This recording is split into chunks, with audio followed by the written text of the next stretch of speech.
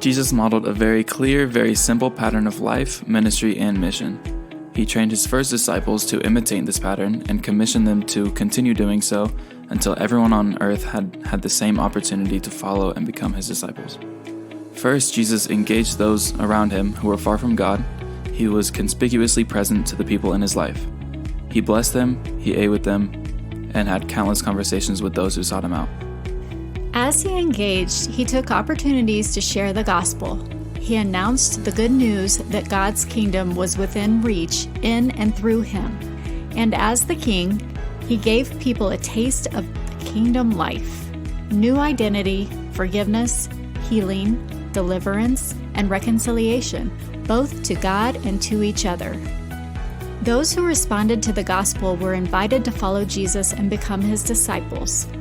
They were with Jesus everywhere he went, and they learned to imitate and obey Jesus' example along the way. Jesus gathered these disciples together and made them a new family, one with another. These small gatherings of disciples were also linked with one another as a large extended family. They were the church from house to house, and they were the church from city to city, and even region to region. Finally, just as Jesus multiplied himself into his first disciples, so they would continue multiplying themselves into subsequent generations of disciples. Everyone engaging, everyone gospeling, everyone discipling, everyone gathering, and everyone multiplying. Until Jesus' mission is completed, that every last person on earth hear the good news and be invited to share in the eternal life that only Jesus gives, that we taste of here and now, that will be fully ours on the day Jesus returns to reign over the renewed creation forever and ever.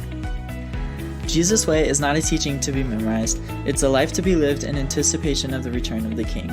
Towards that end, we utilize simple tools by which we can practice the way of Jesus, live it out, and train others to do the same. To engage those far from God, we begin with intentional, increased awareness of the people in our lives and daily prayer for them.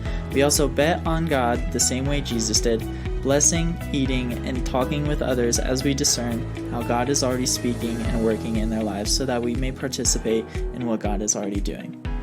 To gospel, we become adept at sharing the stories of how Jesus has impacted our lives as a prelude to sharing the gospel itself, the story of how Jesus became king and how that brings our lives, human history, and the entire Bible into focus. To disciple everyone, we practice being with Jesus, obeying Jesus, and making disciples the same way that Jesus made disciples, modeling, assisting, deploying, and entrusting from generation to generation the same kind of life, ministry, and mission that Jesus first modeled for us as the example to follow until his return. To gather faithfully, we look to the origin of the first gatherings in churches. We imitate those who were imitating Jesus before us, and we model our gatherings after the model provided for us in the New Testament. Finally, in everything we do, we look to be so clear, so simple, and so faithful that our engaging, gospeling, discipling, and gathering might easily reproduce and multiply the fourth generation and beyond, just like we see in the New Testament. Like Paul taught his protege Timothy, we seek to be, to find, and to cultivate fatter disciples, faithful, available, teachable, and reproducing. We also remember the gifts God has given the church toward this end: the apostles, prophets, evangelists, shepherds, and teachers. And that's it. That's the way of Jesus, along with the simple tools we'll learn by which we can live as disciples ourselves and train others to join us along the way.